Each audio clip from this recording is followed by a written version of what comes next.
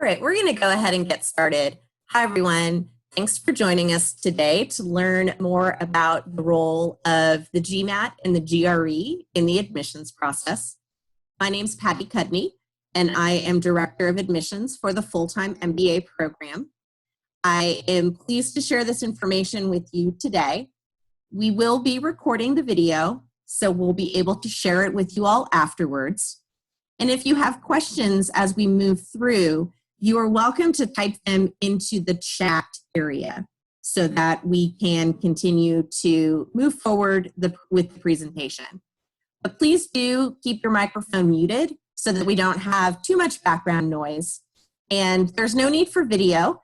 I'll turn mine on at the end when I'm done with the slides, but no need for your videos to be on. So with that, we will go ahead and get started. So again, today we're going to be talking about entrance exams in the admissions process. We'll talk about both the GMAT and the GRE, and we'll be talking a little bit about both tests in light of the current coronavirus pandemic, how students should be moving forward so that they can be prepared to apply for fall 2020 entry. So to get started, in general, we're using a holistic approach when we're making admissions decisions. We're not going to be basing our admissions decision on one part of your application, such as your test score. But that test score gives us insight into your ability to be successful academically in our programs. Whether you're looking at the full-time program or the professional MBA program, our goal is to admit students who are showing us signs that they can come in and handle the academic rigor of the program. So the test score is going to be one way we get that information, but we're going to be looking at absolutely everything in your application package to make that assessment and to issue our decision. So we're going to want to know about what you've done professionally. Have you been a leader? Have you engaged in teams? We'll want to understand how you've been involved, whether it's in the workplace or in the community. And we'll really want to understand your motivation. Why is it that you're thinking about an MBA at this point in time? And where do you hope it's going to take you throughout your career? We're not just going to look at the total score, regardless of the GMAT or the GRE. We are going to look deeper at the section scores and the percentiles. If you've taken the test more than once, we'll also look at those trends over time. It's not the easiest thing in the world to do, and we understand sometimes that first test setting is very nerve-wracking. And once you've gotten one test under your belt and you know what to expect, you may see a pretty significant improvement on a retake. So we are going to look at those trends over time. How have you gone from one test to the next and seen improvement in any particular area?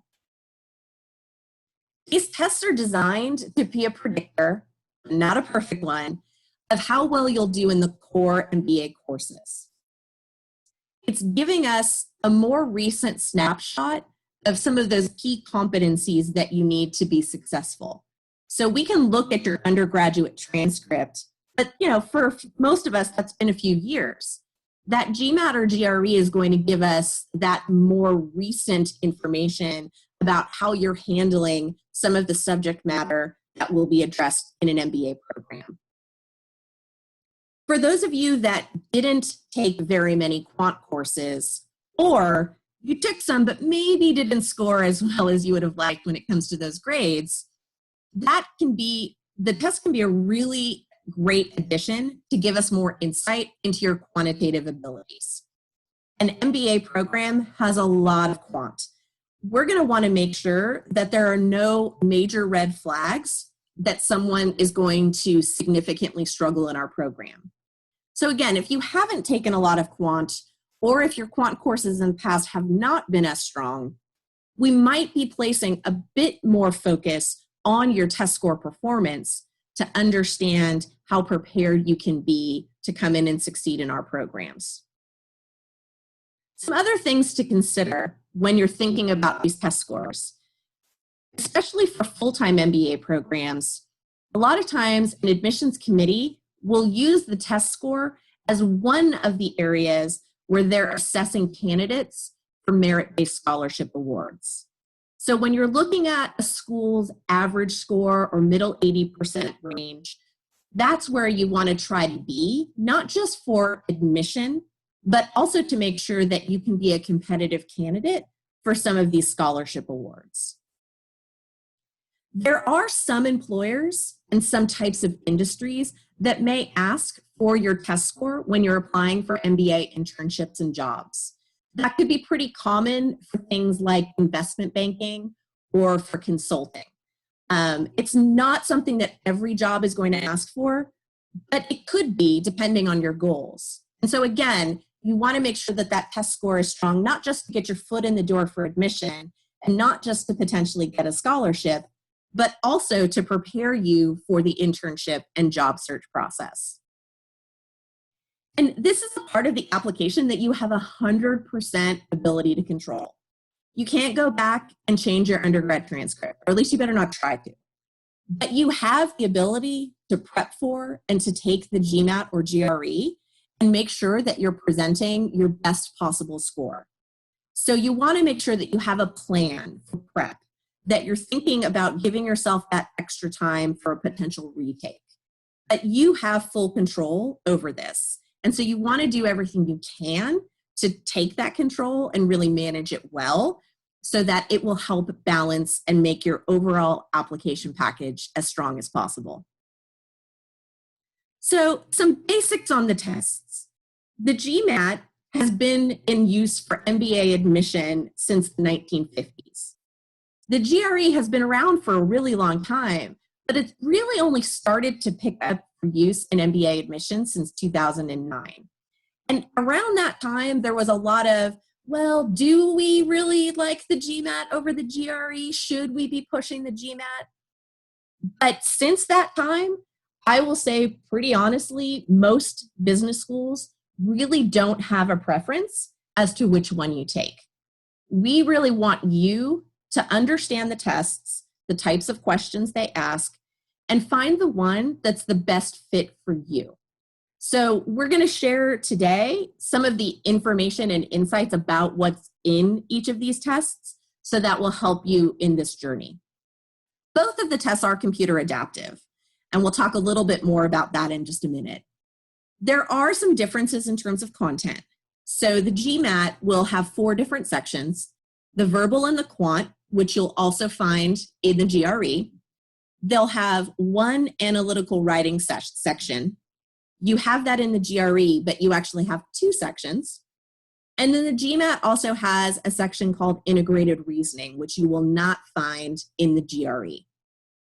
For both of these, they're doing a scoring process. So for the GMAT, you kind of look at that score breakdown and you say, well, my total score is a 650, but when I add my verbal and my quant scores together, it doesn't add to 650. So it's actually an algorithm. So you can't just add the 2 sections together. With the GRE, you can. You can take your verbal and your quant sections, add them together to get your total score. For both of them, they're valid for 5 years from the time you take the test. So even if you're not thinking of applying this year, you can take the test now and put yourself in a position to just have that one thing checked off your list for a future application. So when we say that these tests are computer adaptive, they have a pool of questions that they're pulling from for every test. And your answers on each question are going to determine the level of difficulty moving forward. So if you get a question right, they're going to give you a harder question. If you get a question wrong, they're going to give you an easier question. As they go through and do the scoring for these verbal and quantitative sections, the levels of the questions you're given and your answers to them are going into the calculation of your score. I think most people have taken some form of a computer adaptive or at least a computer run test at this point. But if that's not something you're familiar with, definitely explore the GMAT and the GRE websites. They're going to have some great resources for you so that you can be prepared before you go in the day you take the test. The other thing about scores is that they're very different numbers. The GMAT, you're going to have a score between a 200 and an 800, and they increase in increments of 10. The GRE, you're going to have scores that vary. They go up 1 point at a time. So there's not an easy way to say a GMAT score of X is equal to a GRE score of Y. There are some conversion tools out there, and I always discourage people from using those, because if you put in your test score and you ask it to convert it to the other test, it's going to give you this huge range. It's not going to give you a real definite, this is comparable to that. I would encourage you to focus on your percentiles. If we're looking for someone that has scored in the 50th percentile or higher in the quant section of the GMAT, we're going to expect a similar percentile performance in the GRE. So again, it's not about trying to, kind of equate those two total scores. It's about looking at the sections and looking at the percentiles. So how do you prep for the tests? First and foremost, you're going to learn about the tests, right? So we're going to talk today about the sections and about the question types. But I always encourage you, ask people who've taken the tests. Some people have taken both, and they might be able to give you the perspective. But you'll probably, in your life, be able to find at least one person who's taken the GMAT and one person that's taken the GRE. So ask around. You can even ask schools if you can talk to any of our current or former students. We'd be happy to make those connections for you so that you can learn more about the tests and start to figure out which one might be the right fit for you. You're going to want to develop a study plan. So there are tons of sample study plans online, right? So Google them, you'll find a million. In general, there's a recommendation that you can spend a little bit of time every day on the two big sections of each test. So those would be the verbal and the quantitative. For the analytical writing and the integrated reasoning sections, spend some time on those weekly. They're smaller sections of the overall tests, but they are still important, and you want to make sure that you have good comfort level.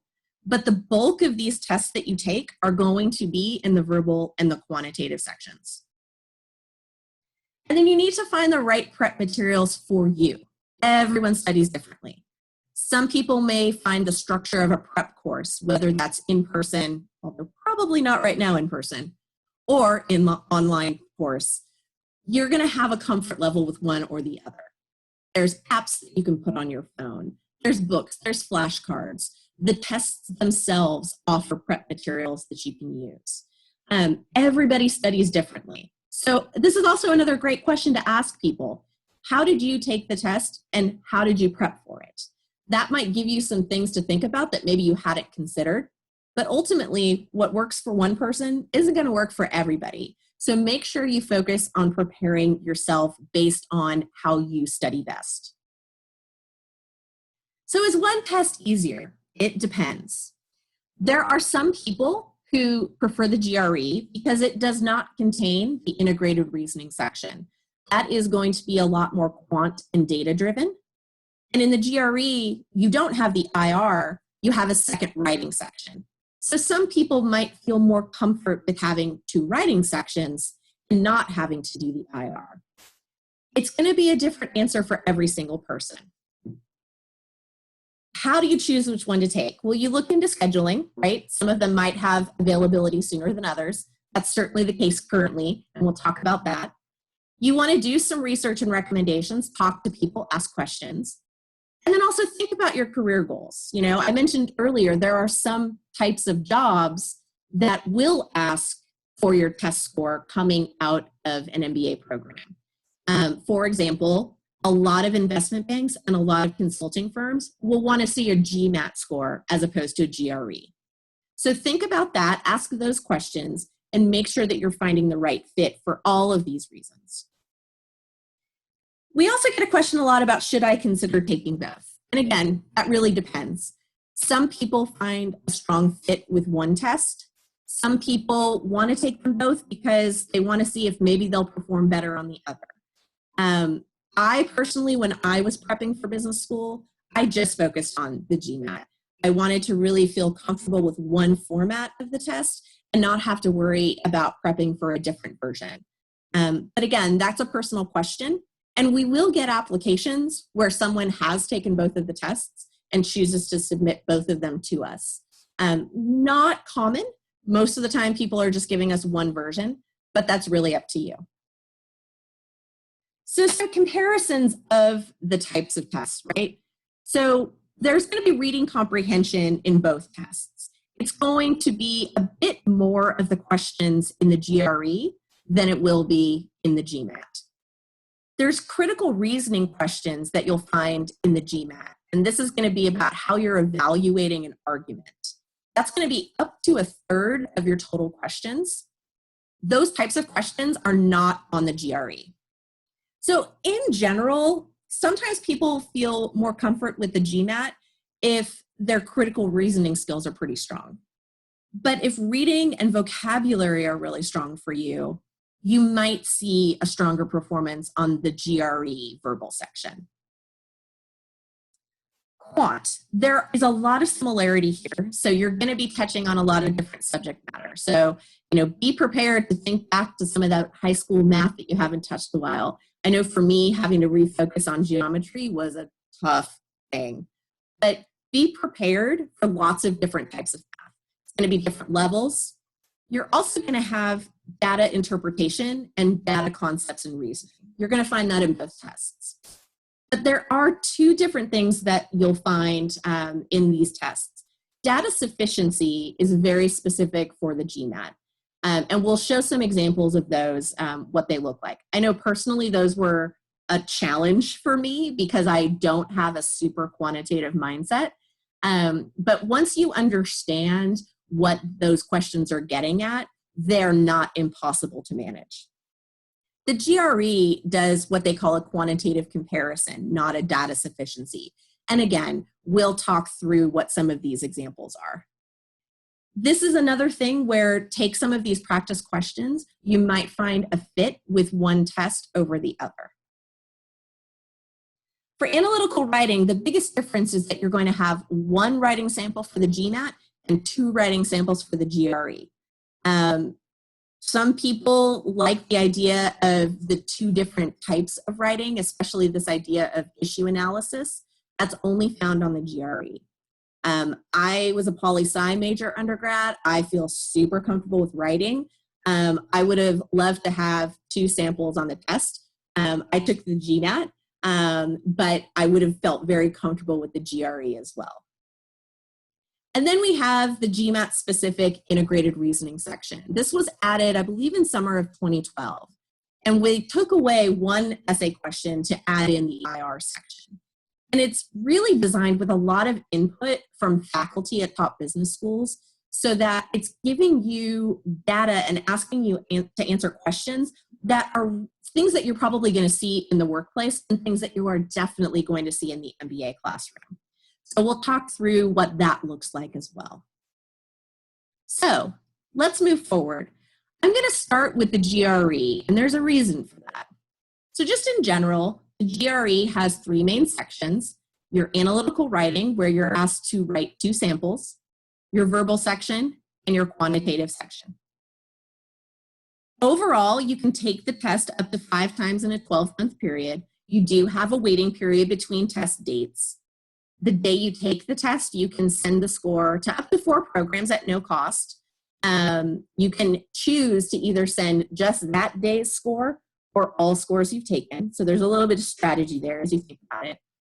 You can preview your unofficial score at the test center, and you can make that decision at that moment to cancel the score. If you do, it's a permanent decision. You can't go back and change that. They also offer something called the GRE Diagnostic Service, which is a really detailed score report that you can receive after the test that will go through in a lot of detail about the types of questions you did well with and the types of questions where you struggled. And if you're thinking that you might be retaking the test, having that level of insight is really, really helpful. So now we are in a very unique situation where we have typically had very secure testing centers for students to take the GRE.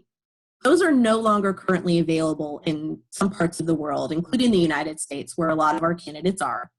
And so ETS just this week launched an online test. This is not something where you're just sitting in front of your computer submitting it. They are having live remote monitoring through an organization called ProctorU. So you have to make sure that you can fulfill some certain requirements in order to register to take the GRE online. You have to have a desktop or laptop computer because you have to be able to install their specific test browser. There is a requirement to have both a speaker and a microphone so that you can communicate with the proctor. Headphones are not allowed. You also need to have a camera so that you can show the proctor a 360-degree view of the testing environment. So that doesn't have to be a built-in camera in your laptop. You can have an external camera. You just have to be able to show that view so that you can prove that you're adhering to all of the test day requirements. You have to be seated at a desk or table and chair. You can't sit on the couch, can't be in bed. Has to be like a pretty strict seating environment. No other people can be in the room. And you can take notes, but they must be erased at the end of the test. So if you have a small whiteboard, or I believe another advice that they're giving is that if you have like a clear sheet protector, you can put a white piece of paper inside of that and then just write on the outside, wipe it clean. So you're kind of making your own whiteboard. That's something that you can use in the room as well. So the way the website is currently set up for GRE is it will ask you that you can meet all of these requirements. Then it will ask you to test the systems, and then it will allow you to register to take the test. So definitely encourage you to look at the GRE website so that you can learn more about this process and think ahead to getting something scheduled if you are looking to apply for 2020 entry. So as I mentioned, I wanted to go through some of the types of questions. This is a reading comprehension question. So they're going to give you a passage and they're going to ask you some questions that go along with it. Normally when I do this session, I'm doing it live in person and I actually have you sit through and kind of do the questions and tell me your answers. But just for the sake of kind of keeping this moving, I'm going to skip that part. I just wanted to show you. So again, you're asked to read and then you'll be asked to select the answers. And in this case, it's one or more. Sometimes the directions will be one, sometimes it will be select all that apply. This will be another reading comprehension where it's asking you to read the same passage and then select a specific sentence that meets the requirements that you see listed in the right column. And again, it's this very last sentence that would help meet those requirements. Next, you'll have a text completion. So this is a kind of pretty standard fill in the blank. They'll give you 3 different blanks here and ask you to pick the proper word for each. So for the first one, we're looking at we're not allowing facts to be overshadowed. For the second one, the author does not permit them to obscure. And the third one, the sparseness of our observations and the superficiality of our theories. So great to have those options that you can choose between. Then we'll move into some quantitative samples. You'll have multiple choice questions. Sometimes you're just asked to answer one. This is a pretty straightforward question, asking you to figure out the amount of gas that was purchased, and in this case, $30.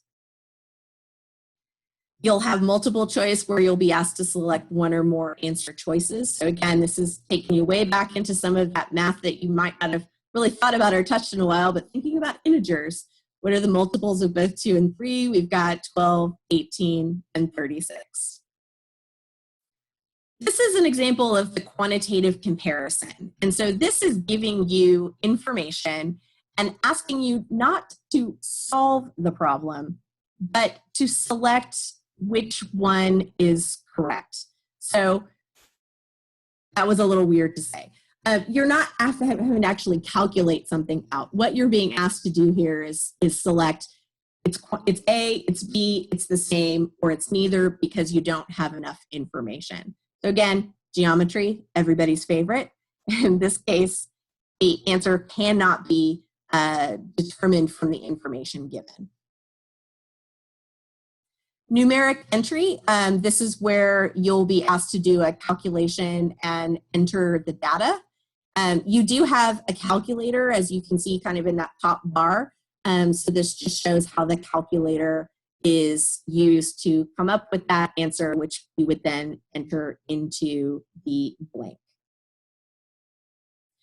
Data interpretation. So this is giving you some information over time and asking you to use that information to calculate something into a dollar amount. So we've got different scores, their percent changes.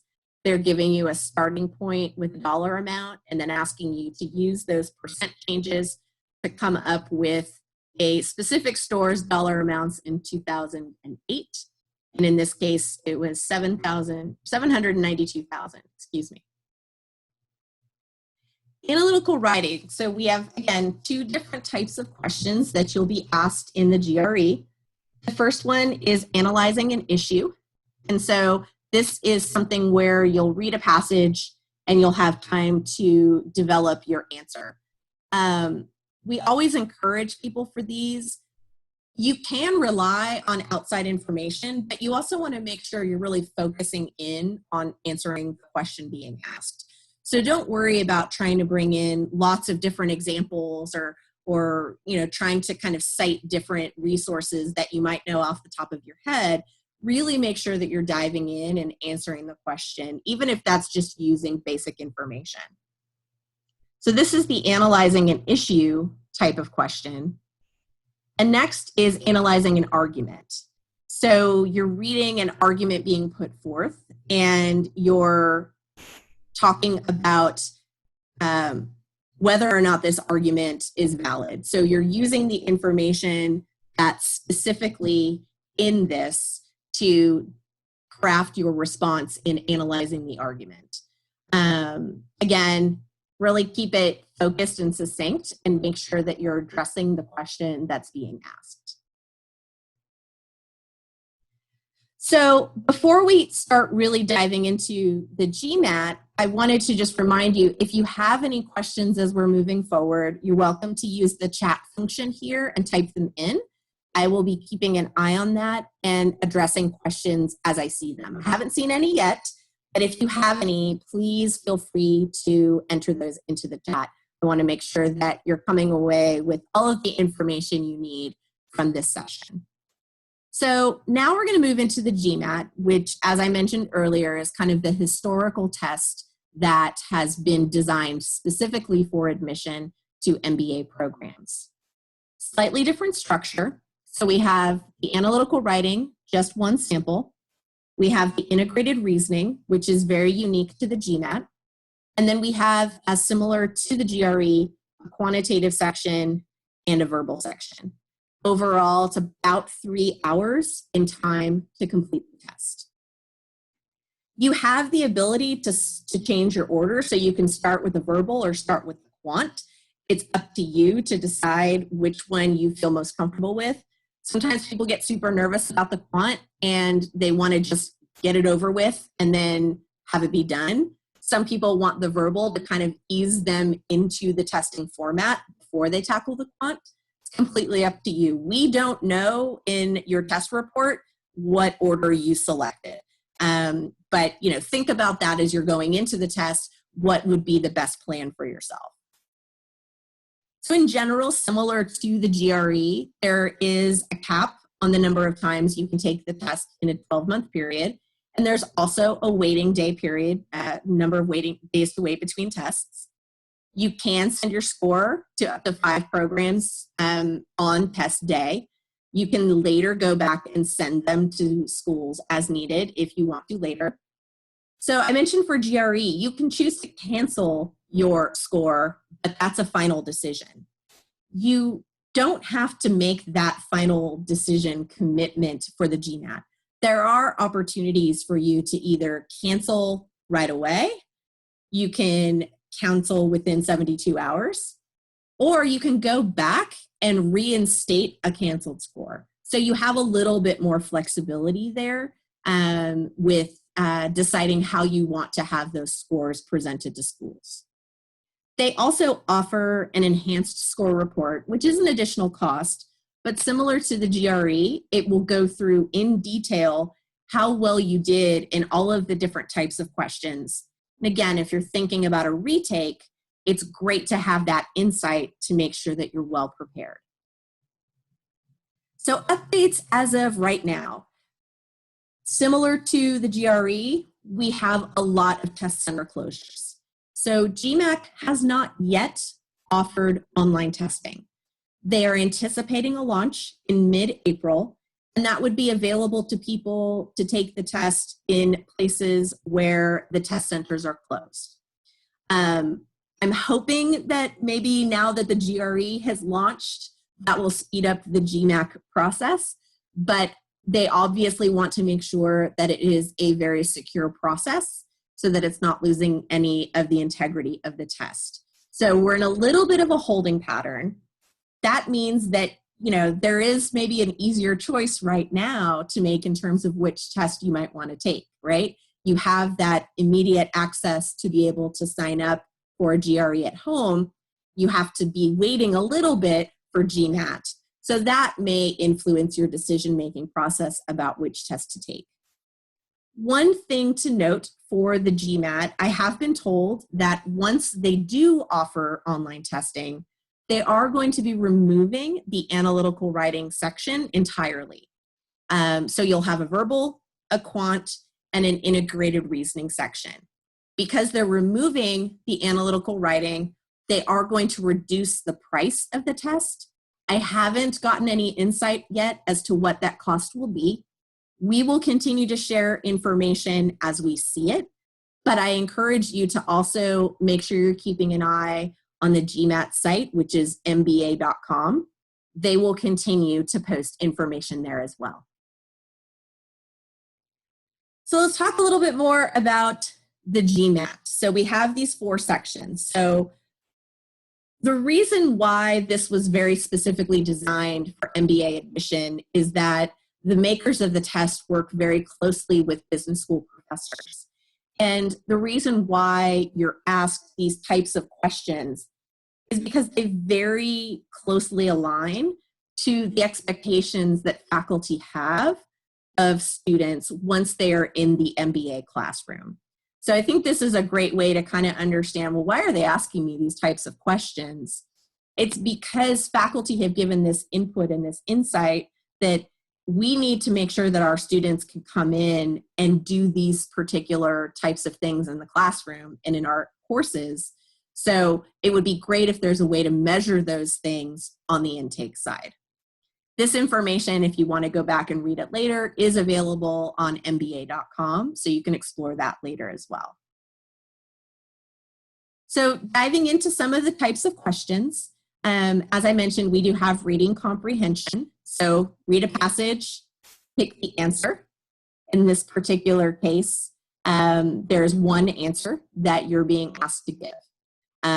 They have more select one as opposed to select one or more type questions in the GMAT than they do in the GRE.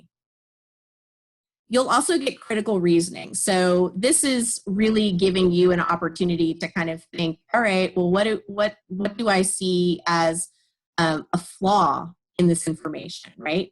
So it's an opportunity for you to kind of think, okay, Citi is looking to do this. What could potentially be a flaw in this particular plan? And the answer here would be B. So again, take a look at those sample questions that are online. You'll have an opportunity to go through them in a bit more detail. You'll have sentence correction. So great way for you to test your vocabulary and grammar. This particular answer not only gives you alternates, but also gives you the same answer. So you have to make sure that you're thinking, okay, don't just focus on the ones that are different. You also need to assess, is the underlying text actually correct? In this case, it's not. But you will be asked to kind of think about that as well, not just explore other options. Quantitative reasoning, you'll get problem solving again, relatively basic math. So coming up with how to divide a bill for lunch, something most of us are doing pretty regularly. So in this case, taking out gratuity, average price per person was $12. Data sufficiency. So this is another very specific GMAT type of question. It will give you a question, a couple of pieces of information, and then it is going to ask you to tell if there is enough information provided to come up with an answer.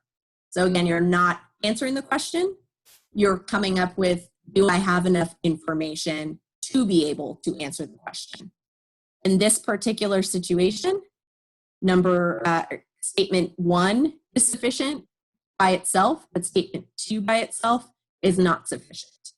So these are not maybe questions that you've seen a lot in previous tests. So if you're thinking about the GMAT, make sure you're super comfortable with these data sufficiencies, because it's going to be a pretty large number of the questions you'll get in the quant section. Integrated reasoning, again, this is a very specific to the GMAT type of question. You're going to be asked different types of questions, but the purpose is for you to have to look at multiple parts of or points of data to be able to answer a question. So you'll see in the multi-source reasoning, you're given 3 different emails that you'll be able to click through, read the content, and use all of that to answer the questions that you'll see in the right column. You'll also have things like table analysis. And as you can see, there's a sort by dropdown. So you are able to manipulate the data to make sure that you have what you need to address the questions that you will find just to the right of the table. You will also have some graphics interpretation. So if you're not someone that looks at a lot of graphs, this might be an area to just spend a little bit of extra time on. And you'll be asked to review and understand the graph and then answer a couple of questions below. You're also going to have 2-part analysis. So this is where you're going to have a table format and you're going to be considering different options and select the right one for each of those columns that you see marked for organization A and organization B. So again, this integrated reasoning, different than you're probably going to see in other tests, but very specifically designed by business school faculty to help make sure people are prepared for the business school experience. With that, I want to stop sharing my screen, open up my video to say hello, and see if there are any questions. I haven't seen anything into the chat yet, so I wanted to just see if there are any questions. You can either type them into the chat, or you can open your microphone and ask me the question verbally. Any questions that you have generally about the tests or about kind of in the current situation, what's happening with taking tests, I'm happy to address those questions for you. So I'm going to stick around to answer questions. If you don't have any, you're welcome to log off.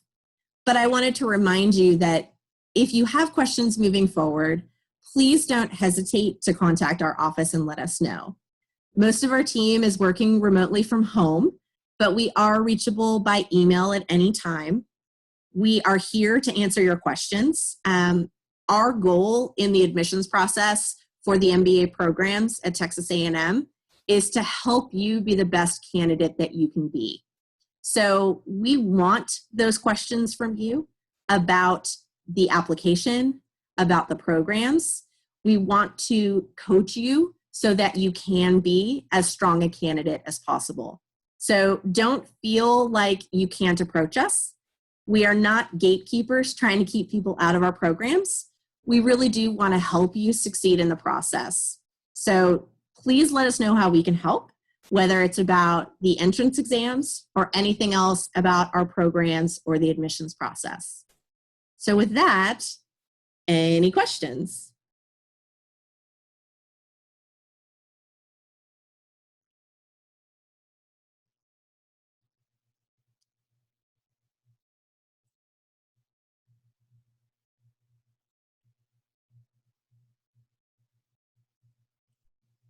while I'm waiting to see if there's any questions, I do want to just, oh, here we go. Can I share my email? Yes. My email address is PC as in cat, UD as in dog, NEY at Mays, MAYS dot TAMU, TAMU dot EDU. And if I am not the appropriate person to answer your question, I will make sure that you are connected to the right person. Thank you for those that said this was helpful. Glad to hear that. Always happy to chat at folks. Also wanted to share with you that given our current situation, we are looking at a lot of changes to how we engage with our candidates. So please keep an eye on our website for new opportunities. I know personally for the full-time MBA program, I'm offering drop-in office hours 2 to 3 times a week. So if you have a quick question, I'm happy to get on Zoom with you and answer it for you. We also have a live chat function on our website. So if you have any questions, it's staffed from 8 a.m. to 5 p.m. every day. Question, when is the deadline to submit your test score for fall admission? So you can submit your application without your test score. We would place your application kind of on pause until we had your test score. So if you're looking at the full-time MBA program, for example, our final application deadline is on April 22nd. It would be ideal if we had your test score no later than May 15th. The main reason for that is that we actually officially onboard our students for the full-time program in mid-July. So we need to make sure that there's enough time for us to finish our process, but also for us to issue a decision so that if you're admitted, you have all the time you need, not only to like relocate to College Station and all that good stuff, but also we have prep work that you would need to complete. So if we get an application from someone that doesn't include their test score, we will follow up with them directly so that we can make sure that we're aware of what their timing is. And if we have any concerns about their timing, we would also let them know so that they can explore other opportunities. Sorry about that. Is there any specific GRE prep that I would recommend? The first thing I would do is go to ETS and look at any of the resources that they're offering on their website. They do offer some free resources. So I always encourage you to start with free, but also that's specifically coming from the makers of the test. So you know it's going to be very applicable for preparing you for that particular test. Outside of that, it kind of depends on your personal study type. There are apps, there are books, there are online resources. So some of that is just kind of, understanding your own study type and then searching for those options. I don't know that there's anything that's like better than something else. It's really what's best for you as an individual based on how you study.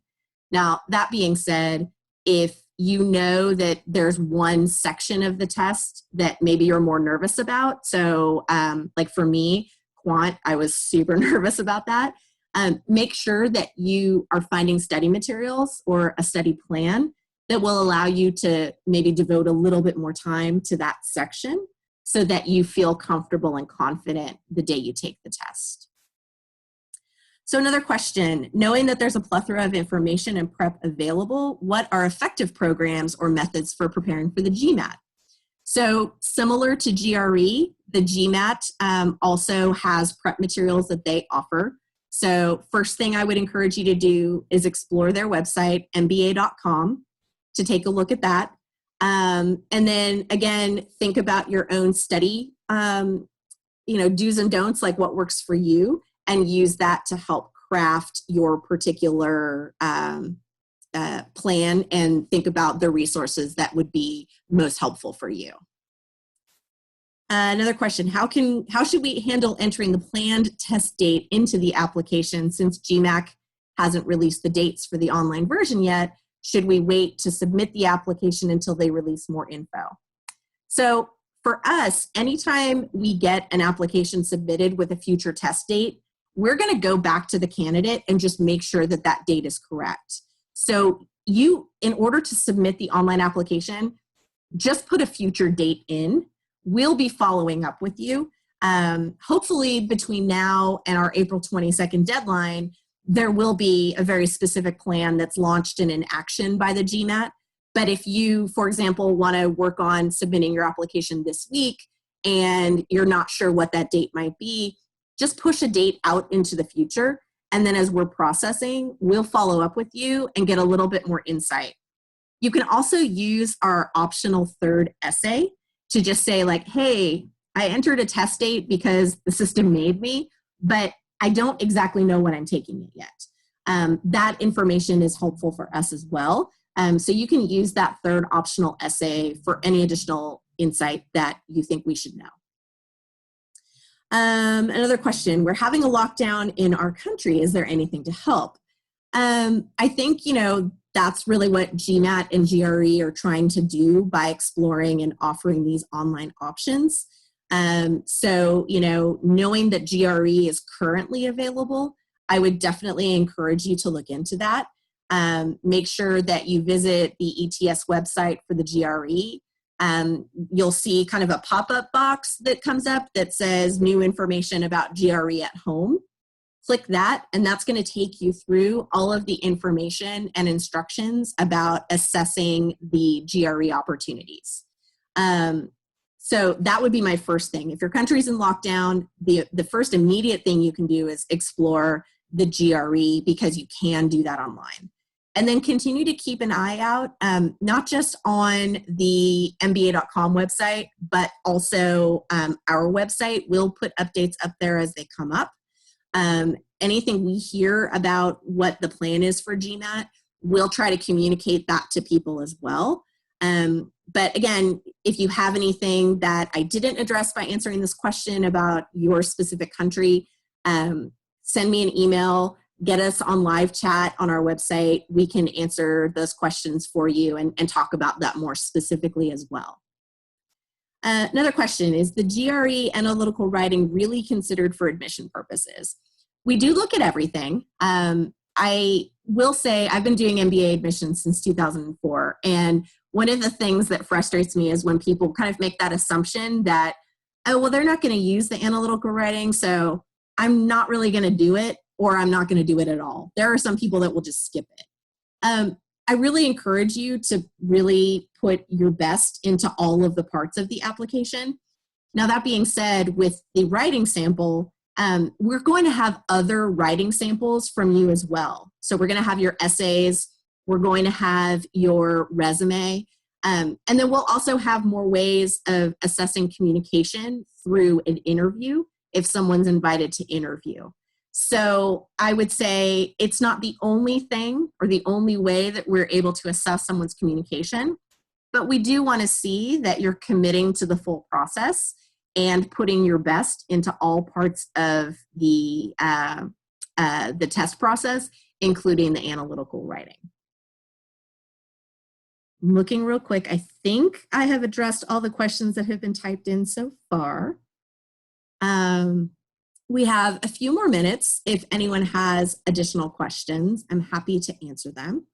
I, again, hope this has been helpful in not only learning more about the tests, but also kind of understanding the current situation that we're in and knowing that the test companies are doing their best to provide reliable testing opportunities so that you're not having to delay your admissions process. I know personally, I'm super thankful for ETS and for GMAC for really jumping on this as quickly as they could and coming up with solutions that are going to be secure and that are going to be reliable for us in the admissions process. It's great to know that they're committed to making sure that people can still move forward with access to graduate management education. So I am really excited that they're moving in this direction. We'll see if it maybe leads to any longer term changes in their processes, but I'm glad that they've been able to be adaptable, at least in the short term. question about how can we get the recording. So as soon as I can process this and get it posted, I will share information on our website. I'll post a link to the to this particular recording, so you'll be able to access it on our application pages, both for the full-time MBA and for the professional MBA. So we have kind of like an application process or checklist page, and you'll be able to find a link to that. As soon as we can get it processed and posted, we will have that there for you. Okay, I think I'm caught up on all the questions. Again, anything else, reach out to us. My team and I are really looking forward to getting to know you all through the admissions process. We want to make sure that we're there to help you, to provide you with information, and hopefully to seeing you through as a successful candidate. So don't hesitate to contact us. I think I saw someone just popped up on the live chat on the website. So we're able to continue that engagement that way. Email us. No one's in the office right now, but you can leave a message and someone will get back to you quickly. Just let us know how we can help. And thanks for your time today. I hope that wherever you are located, you are staying safe and healthy, and that your family and friends are also staying safe and healthy. And again, I look forward to getting to know you all through this process, and hopefully to seeing you on one of our campuses soon. Take care. Have a great rest of the day. Thanks again.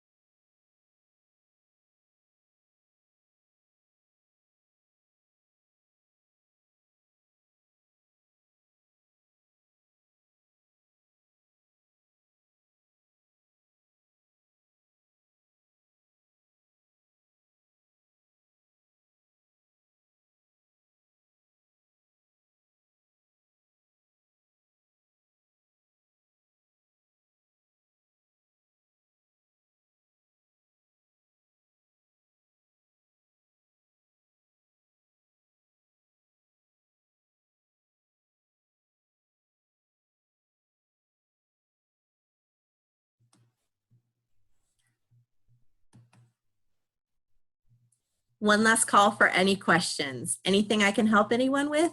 If not, I'm going to get ready to close the meeting in just a minute or two.